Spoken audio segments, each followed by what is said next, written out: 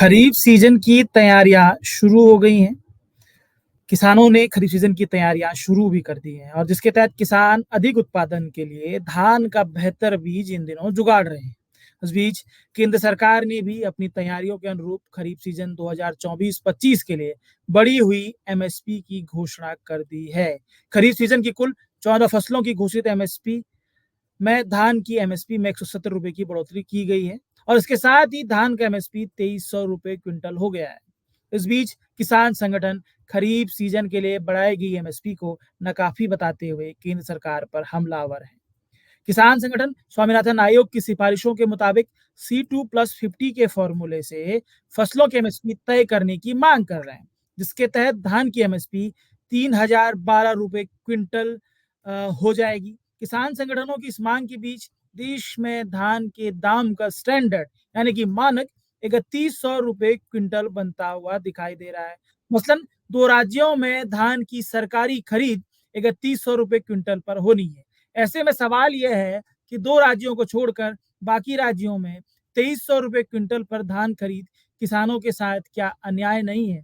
अगर अन्याय है तो किसानों को न्याय के लिए क्या बोनस का ऐलान करना कितना जरूरी है और इसमें बास यानी राज्यों की भूमिका क्या होनी चाहिए, इस पर विस्तार से बात करेंगे। नमस्कार, मैं मनोज भट्ट, आप देख रहे हैं इंडिया टुडे ग्रुप का फार्मर डिजिटल प्लेटफॉर्म किसान तक।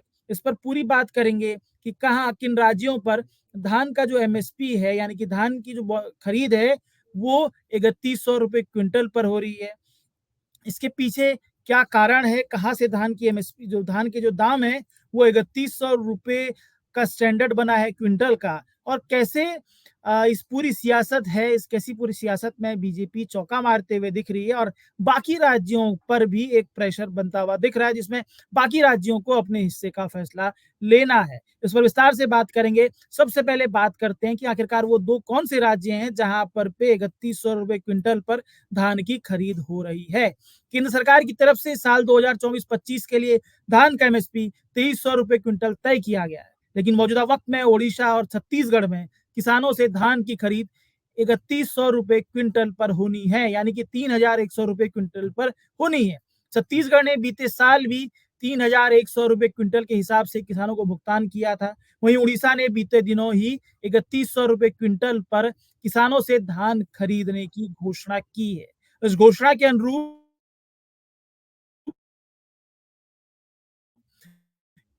घोषित 2300 रुपए एमएसपी से अधिक का बकाया यानी कि जो 800 रुपए बकाया सरकार बोनस के तौर पर किसानों को करेंगी। अब बात करते हैं कि धान के दाम का 3100 रुपए क्विंटल का स्टैंडर्ड कैसे बना। क्या ये स्टैंडर्ड C2+50 के फॉर्मूले पर बना है? तो किसान संगठन मांग कर रहे हैं, इसके पीछे की कहानी क्या है, इसको समझते हैं।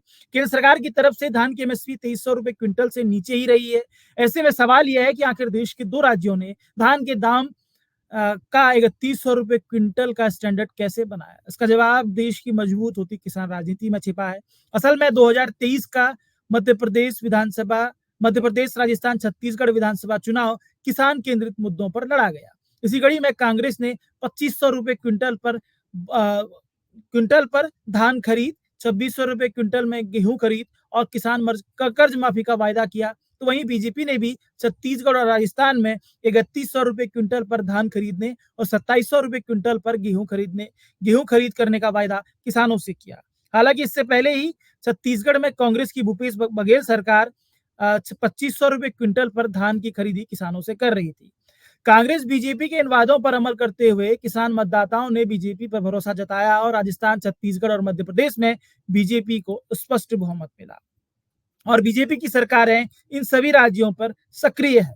इस बीच देश में लोकसभा चुनाव के साथ संपन्न हुए उड़ीसा विधानसभा चुनाव में भी बीजेपी ने किसानों से 3100 रुपए क्विंटल पर धान खरीदने का वादा किया।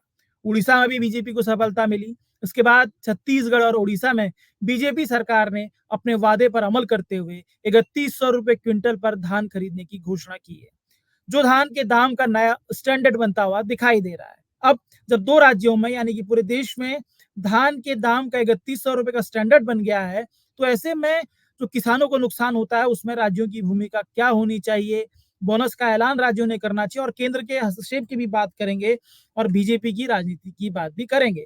देश में धान के दाम का स्टैंडर्ड 3100 रुपए क्विंटल बनता हुआ दिख रहा है। मसलन 2 राज्यों के किसान 3100 रुपए क्विंटल पर धान बेचेंगे और बाकी राज्यों के किसानों को 2300 रुपए क्विंटल पर धान बेचने के लिए मजबूर होना पड़ेगा। यानी छत्तीसगढ़ और उड़ीसा की तुलना में अन्य राज्य के किसानों को धान बेचने पर प्रति क्विंटल 800 रुपए का नुकसान उठाना पड़ेगा। ऐसे में बाकी राज्यों की भूमिका बेहद ही अहम हो जाती है। इसमें उन्हें अपने राज्यों के किसानों का नुकसान कम करने के लिए बोनस का ऐलान करना होगा। लेकिन ये भी सच है कि केंद्र में आसीन बीजेपी सरकार ने कभी एमएसपी पर बोनस की अवधारणा को खारिज किया था। कांग्रेस की भूपेश बघेल सरकार ने 2017 में जब किसानों से 2500 रुपए क्विंटल पर धान खरीदने का ऐलान किया था, तब केंद्र की बीजेपी सरकार ने एमएसपी के ऊपर बोनस देने से मना कर दिया था। तब भूपेश बघेल सरकार ने किसानों को बोनस की राशि देने के लिए राजीव गांधी न्याय योजना शुरू की थी और केंद्र की बीजेपी सरकार को एमएसपी के ऊपर बोनस की इस अवधारणा को स्वीकार करना पड़ा था। बेशक इस दशक में किसानों को फायदा पहुंचाने के लिए एमएसपी से अधिक दाम पर फसल खरीदने की योजना भूपेश बघेल सरकार ने शुरू की थी, लेकिन मौजूदा वक्त पर इस मोर्चे पर बीजेपी बाजी मारती हुई दिखाई दे रही है। बीजेपी ने 2 राज्यों में एमएसपी के ऊपर बोनस यानी कि 3100 रुपए क्विंटल पर धान खरीदने की घोषणा की है। छत्तीसगढ़ में इससे पहले भी हमने देखा था कि किसानों को भुगतान किया गया है।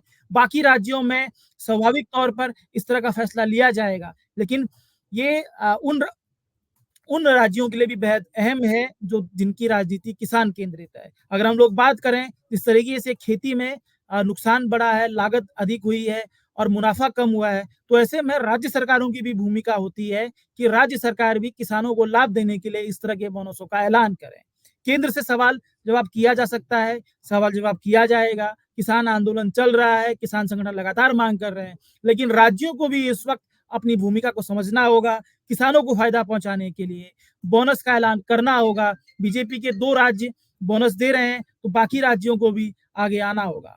ये हमारी छोटी-सी कोशिश थी। आपको ये हमारी कोशिश कैसी लगी ज़रूर बताइएगा। अगर आपको लगता है कि हमारा कार्यक्रम पसंद है, तो इसे शेयर, सब्सक्राइब, लाइक ज़रूर कीजिए। इसी के साथ इजाज़त दीजिए। आप सबसे फिर मुलाकात होगी।